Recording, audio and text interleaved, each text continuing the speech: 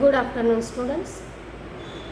आज आपण BA द्वितीय वर्ष गृहविज्ञान विषयाची तासिका या ठिकाणी घेत आहोत.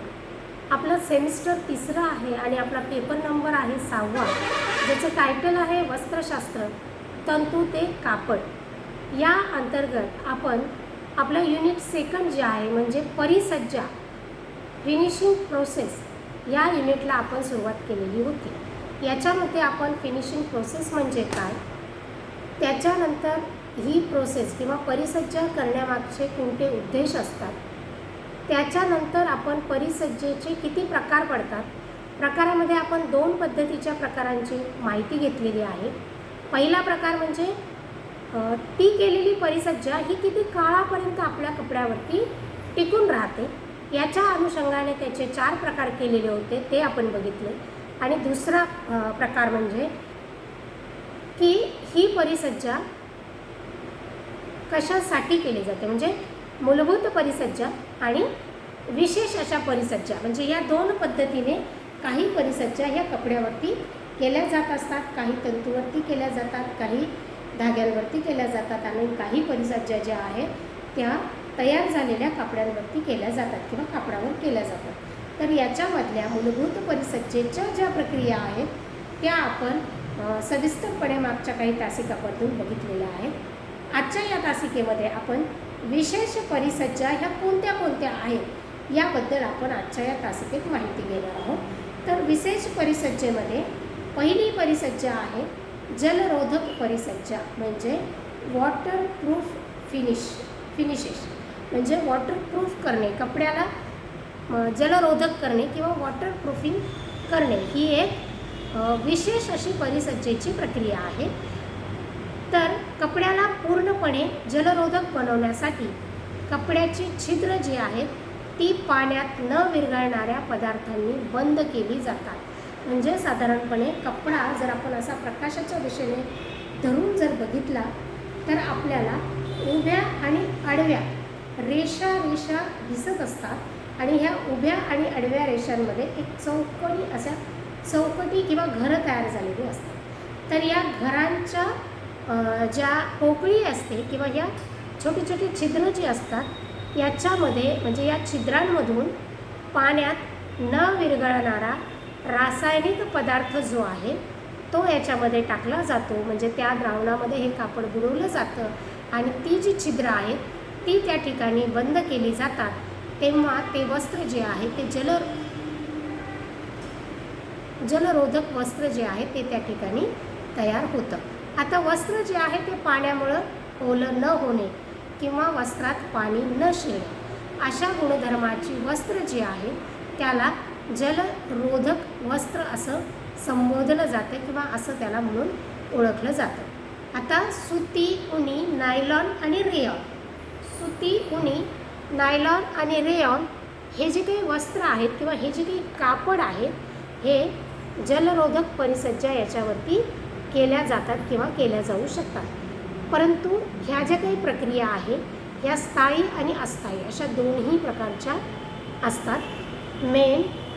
मेटॅलिक साबण म्हणजे मेण आणि मेटॅलिक साबणाचा उपयोग करून ही परिसज्जेची प्रक्रिया केली जाते, परंतु हिचं स्वरूप जे आहे ते अस्थायी स्वरूपाचं स्वरूप राहत असतं. कापड धुतल्यानंतर किंवा शुष्क धुलाईनंतर ही केलेली परिसज्जा जी आहे ती कापडातून निघून जात असते. उष्णतेचा वापर करून जर केलेली परिसज्जा स्थायी स्वरूपाची राहत असते, म्हणजे ती थोडं जास्त काळापर्यंत त्या ठिकाणी टिकू शकते. झेलॉन नावाच्या घटकाचा उपयोग जो आहे तो ही परिसज्जा कायम स्वरूपाची करताना केली जाते किंवा त्याच्यासाठी त्या घटकाचा वापर केला जातो. जलरोधक परिसज्जेचा 2 भागामध्ये विभाजन केलं जातं, वॉटर रिपेलंट आणि वॉटरप्रूफ. तर आता वॉटर रिपेलंट म्हणजे काय आणि वॉटरप्रूफ म्हणजे काय, तर याच्याविषयीची आपण माहिती घेऊयात. तर वॉटर रिपेलंट म्हणजे की जलरोधक परिसज्जा असते तरीही एका विशिष्ट दाबावर पाणी फेकल्याने हे कापड जे आहे ते ओलं होतं आणि या कपड्यातून पाणी जे आहे ते आतमधल्या दिशेने शिरते किंवा जाते. हे वस्त्र उच्च क्रमांकाचे असते व धाग्यावरच जलरोधक परिसज्जा केलेली असते. म्हणजे वस्त्र विणण्यापूर्वीच धाग्यावरच जलरोधक प्रक्रिया जी आहे ती याच्यामध्ये केलेली असते.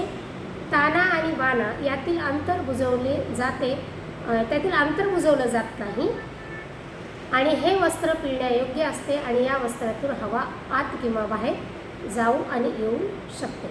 हे झालं वॉटर रिपेलंट. आता वॉटरप्रूफ म्हणजे काय, तर या परिसज्जेमुळे कपड्यावर कितीही दाबाने पाणी जर फेकलं किंवा जर ते पाण्यामध्ये कपडा बुडवला तरी याच्या आतमध्ये पाणी शिरत नाही. हे कापड विरळ पोताचे व हलक्या क्रमांकाचे असतात व वास्तविक पाहता उभ्या आणि आडव्या धाग्यातील अंतर जे आहे ते जलरोधक पदार्थांनी बुजवलं जात असतं किंवा त्याला भरून काढलं जात असतं आणि ही परिसज्जा केल्याने कपडे थोडे कडक होतात किंवा कडक असतात आणि स्वस्त देखील असतात. ही स्थायी स्वरूपाची परिसज्जा आहे.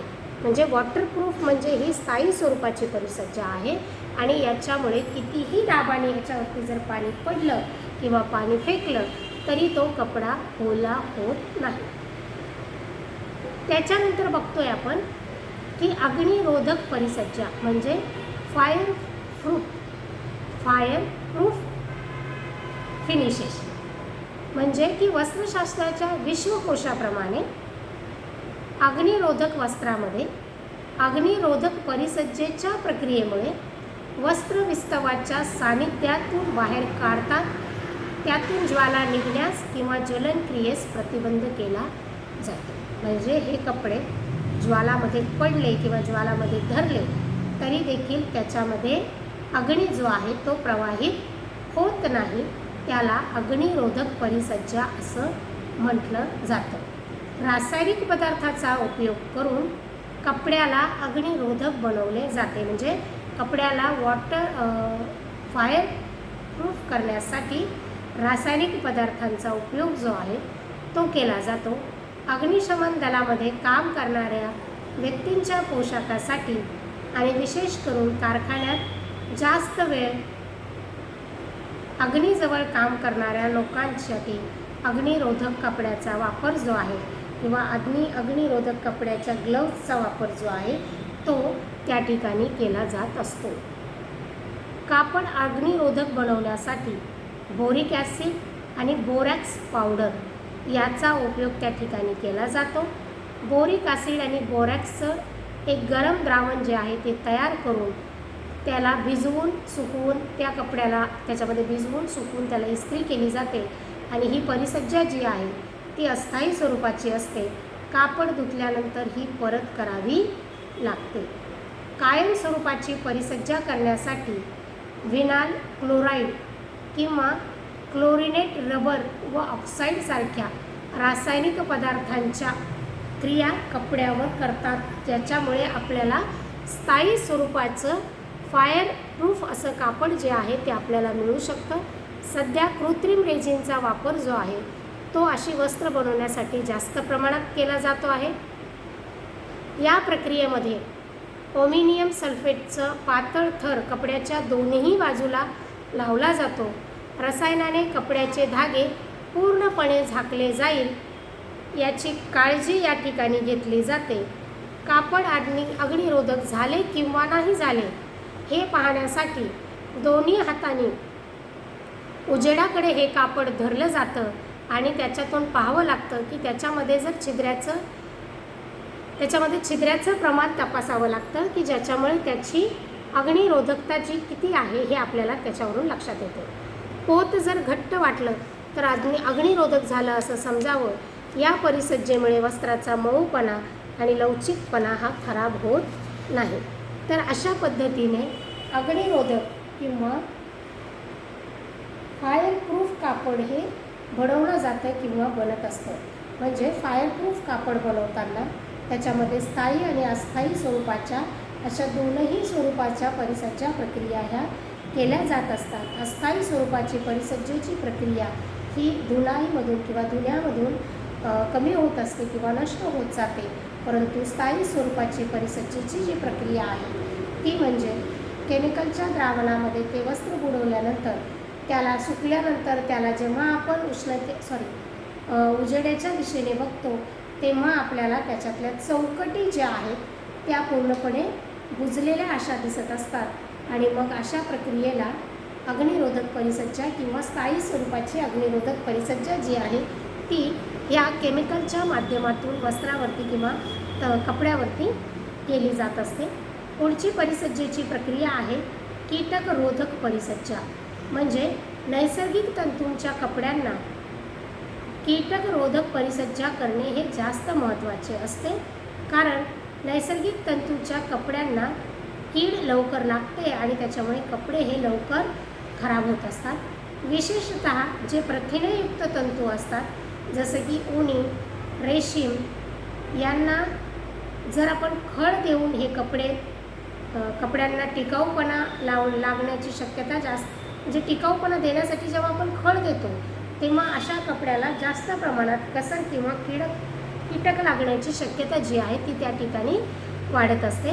म्हणून पुष्कळदा खळीमध्ये कीटकरोधक रसायनांचा वापर केला जातो. म्हणजे खळ देताना त्या खळीला खाण्यासाठी कीटक त्या ठिकाणी येणार नाही अशा पद्धतीचं प्रतिरोधक रसायन जे आहे ते त्याच्यामध्ये त्याच्यामध्ये वापरलं जातं. थोड्या कालावधीसाठी किड्यापासून संरक्षण करण्यासाठी कपड्याला उन्हात ठेवून त्यात कडुलिंबाची पाने किंवा डांबराच्या गोळ्या घालून ठेवतात, पण ही अस्थायी स्वरूपाची परिसज्जेची प्रक्रिया आहे. म्हणून अशा कपड्यांना कीटकरोधक परिसज्जा करणे खूप आवश्यक असते. रासायनिक पद्धतीमध्ये फ्लोराईड व सिलिका फ्लोराईड, म्हणजे फ्लोराईड आणि सिलिका फ्लोराईड या वस्त्राच्या पृष्ठभागावरून स्प्रे करून लावतात. म्हणजे वस्त्राच्या पृष्ठभागावर या दोनही रसायनांचा स्प्रे फिरवला जातो आणि याच्या माध्यमातून हे रसायन जे आहे हे कपड्यावरती लावलं जात असतं आणि म्हणजे जी काही स्प्रे केला जातो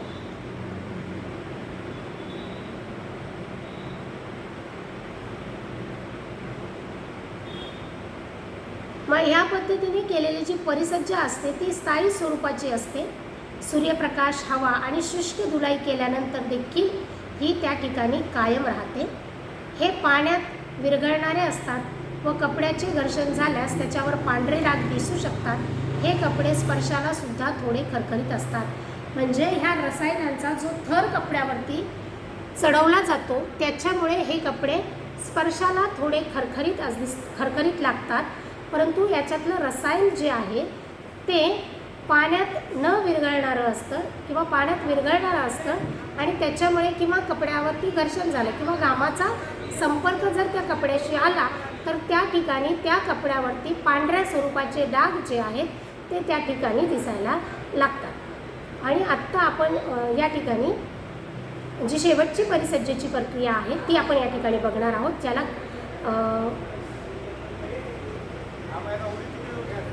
सुरकुती रोधक परिसज्जा म्हणजे रिंकल रेझिस्टन्स फिनिशेस असं त्याला म्हटलं जातं. तर ही ज्या कपड्यावरती खूप लवकर सुरकुत्या ज्या आहेत किंवा घड्या ज्या आहेत त्या लवकर पडत असतात, त्यांना वारंवार इस्त्री करावी लागत असते, असे कपडे वापरण्याचा माणसाला कंटाळा येतो आणि म्हणून सुती कपड्यांना या परिसज्जेची जास्त आवश्यकता असते. या प्रक्रियेमुळे कापड एकदा घातल्यास त्याला परत इस्त्रीची गरज पडत नाही. या परिसज्जेत कापड फिनॉल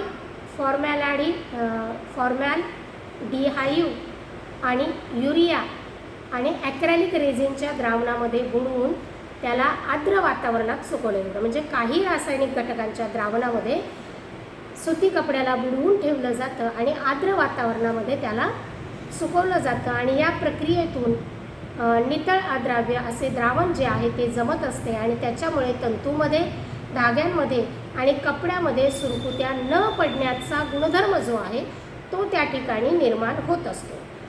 आता युरिया हे जे काही द्रावण रंगहीन असल्यामुळे पांढऱ्या आणि फिक्या रंगाच्या कपड्याकरिता हे वापरले जाते, पण फिनॉल हे रंगीत असल्यामुळे ते गडद रंगाच्या कपड्यांकरता वापरले जाते आणि ही परिसज्जा ज्या कपड्यांवरती, ज्या वस्त्रावरती केली जाते त्या वस्त्राला वारंवार इस्त्री करण्याची गरज जी आहे ती पडत नाही, कारण की त्याला रिंकल फ्री केलं जातं किंवा रिंकल रेझिस्टन्स जो आहे तो त्या वस्त्रामध्ये, त्या कपड्यामध्ये निर्माण केला जात असतो.